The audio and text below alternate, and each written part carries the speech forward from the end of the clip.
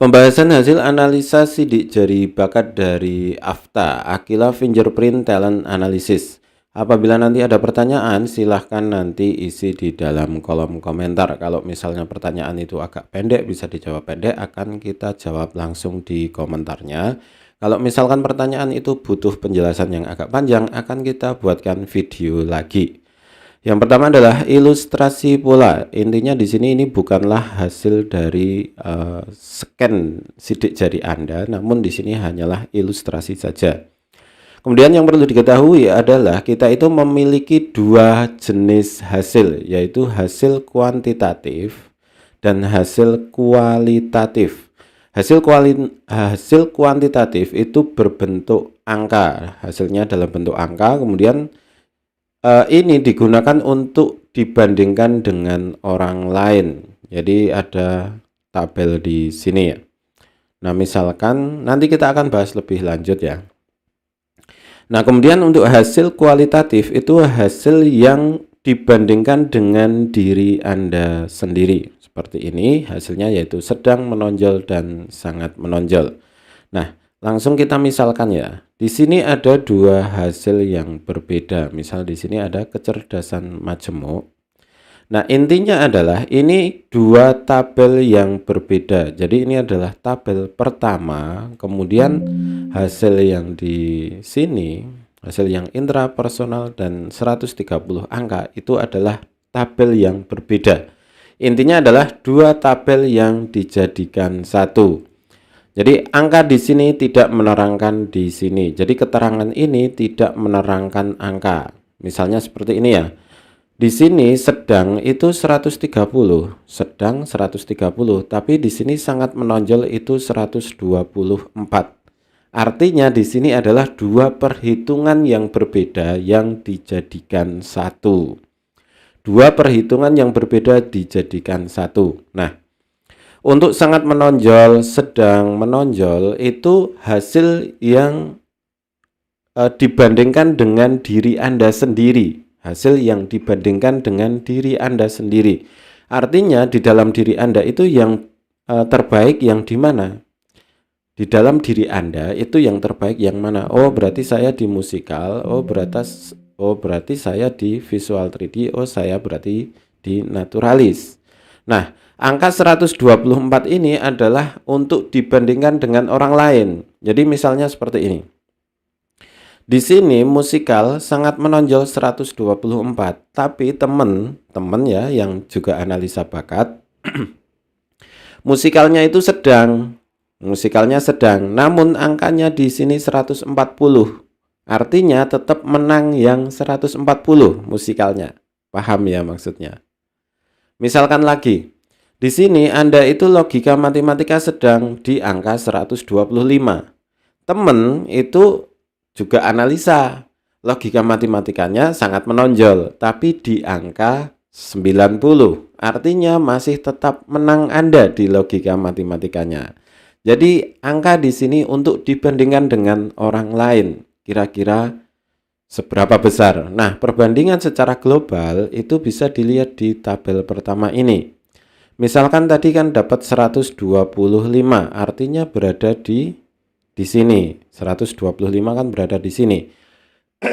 Nah, tingkat persaingannya itu sekitar 158 jika populasinya 1000.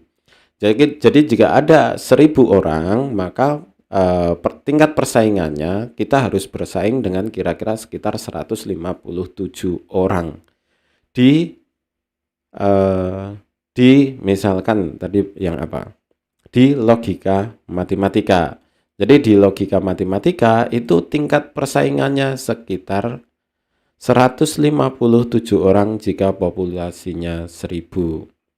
Ini hanya untuk perkiraan saja. Kira-kira seperti itu ya. Kemudian kita langsung masuk ke dominasi otak kanan dan kiri. Jika perbedaan itu lebih dari 5%, maka kita anggap dominan di salah satu otak. Jika 4,5 berarti udah mendekati dominan. Jika lebih dari 10 itu sudah dominan sekali. Jadi dianggap dominan otak kiri itu jika perbedaannya dominan otak kiri atau dominan otak kanan itu jika perbedaannya lebih dari 5%. Di sini karena lebih besar di otak kiri, maka dia dominan otak kiri 5,49%. Nah, implikasinya apa? Implikasi dari dominasi ini sangat banyak sekali karena ini kalau film itu film terbesarnya. Nah, bedanya di mana? Otak kiri itu seneng ngitung, seneng jelimet, seneng detail. Otak kiri itu seneng ngitung, seneng. Jadi dia berpikir tentang logika, tentang sebab akibat, penalaran.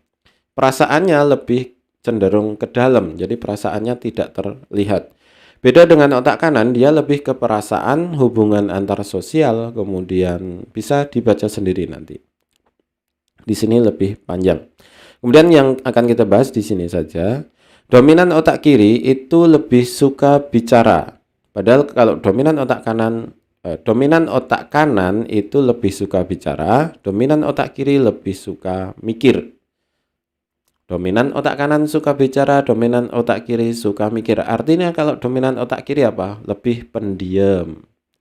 Kemudian improvisasi itu ketika responnya cepat. Jadi kalau dominan otak kanan kalau main bola, main olahraga, mau lebih cepat, lebih pintar.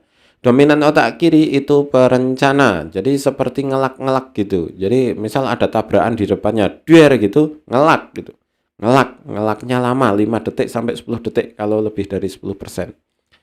Beneran. Dominan otak kiri itu ngelak kalau mau cepet-cepetan. Tapi dia punya perencanaan yang sangat bagus sampai ke detail-detail gitu. Kemudian kerja di luar, kalau otak kanan itu suka dengan orang. Jadi suka ketemu orang lain, suka berjalan-jalan, ya intinya suka di luar rumah. Kalau dominan otak kiri itu lebih suka kerja di ruangan. Jadi orang otak kiri itu takut introvert. Jadi otak kiri itu cenderung ke introvert, otak kanan cenderung ke ekstrovert. Kemudian otak kanan itu ingatan berupa hafalan, kemudian otak kiri itu berupa visual, suara, dan konsep. Jadi otak kiri itu lebih ke konsepnya. Misal ya, kita definisikan kuat arus adalah gitu. Kalau otak kiri itu mikirnya gini, I sama dengan Q per T. Oh, Q itu muatan, T itu waktu. Berarti muatan dibagi waktu. Berarti apa? Kuat arus adalah jumlah muatan per satuan waktu. Gitu kalau otak kiri. Kalau otak kanan itu bisa menghafalkan, kuat arus adalah jumlah muatan dalam suatu pengantar dalam satuan waktu. Jadi bisa menghafalkan satu kalimat utuh gitu. Otak kiri itu nggak bisa menghafalkan kalimat. Jadi dia harus memikirkan konsep-konsepnya dulu, baru dia buat itu jadi sebuah kalimat. Itu otak kiri. Jadi jangan dipaksa. Jadi misalkan Bapak anak Anda itu punya otak kiri, ya jangan dipaksa untuk menghafal. Dominan otak kanan jangan dipaksa untuk mengerti dengan konsep-konsep, paham ya? Dan biasanya kalau otak kiri itu memang misalkan anak Anda itu TK atau SD, itu dominan di otak kiri. Dia lebih pintar memang. Dia lebih pintar dalam membaca, lebih pintar berhitung, menulis gitu. Dia lebih cepat pintar, tapi untuk sosialnya dia akan lebih kesulitan. Berteman dia susah, keluar rumah males, kemudian untuk bertemu orang dia takut. Nah, itu dominan otak kiri. Nah, ketika dominan di otak kanan itu kebalikannya. Dia seneng dolan ya, seneng main sama teman-temannya, seneng punya fisik yang lebih baik, kemudian nggak gampang lelah. Tapi dia ketika ketemu hafalan, ketemu hitungan matematika, ketemu nulis, ketemu membaca, dia akan kesulitan. Dan tidak perlu khawatir karena nanti akan jadi anak itu akan perkembangannya memang ke kiri dulu atau ke kanan dulu. Jadi jangan khawatir kalau misalkan kok kelas TK itu kok belum bisa nulis, kelas TK kok belum bisa membaca, ya biarkan aja karena dia perkembangannya di sosialnya dulu. Jadi jangan dipaksa intinya. Perkembangannya kan beda-beda, tiap anak itu punya perkembangan yang berbeda-beda. Berikutnya, orang otak kanan, dominan otak kanan itu berpikir praktis dan responnya cepat. praktis, cepat, respon cepat. Nah, dominan otak kiri itu berpikir tentang logika, sebab akibat. Jadi berpikir otak kiri itu lebih panjang karena memikirkan sebabnya apa, akibatnya apa. Lebih ke analitik gitu, analisis. Kemudian dominan otak kanan itu nyaman di keramaian, dominan otak kiri itu nyaman ketika sendirian. Dominan otak kiri ketika dia berada di tempat orang yang banyak, dia akan kelelahan. Jadi kalau mau masukkan ke pondok itu jangan di dominan otak kiri. Misalkan bapak ibu pengen memasukkan anaknya di asrama lah gitu, yang harus dalam 24 jam dia harus bertemu dengan orang lain, maka dia akan stres. Jadi ketika anak Anda itu di dominan otak kiri, di rumah saja.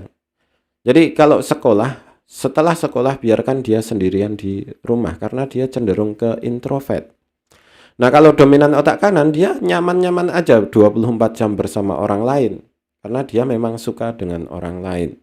Jadi ini perlu difikirkan. Jadi hasil analisa ini, kalau misalkan Anda mau ke pondok atau ke asrama, ya analisa dulu. Jadi paling enggak kita bisa memberikan referensi gitu.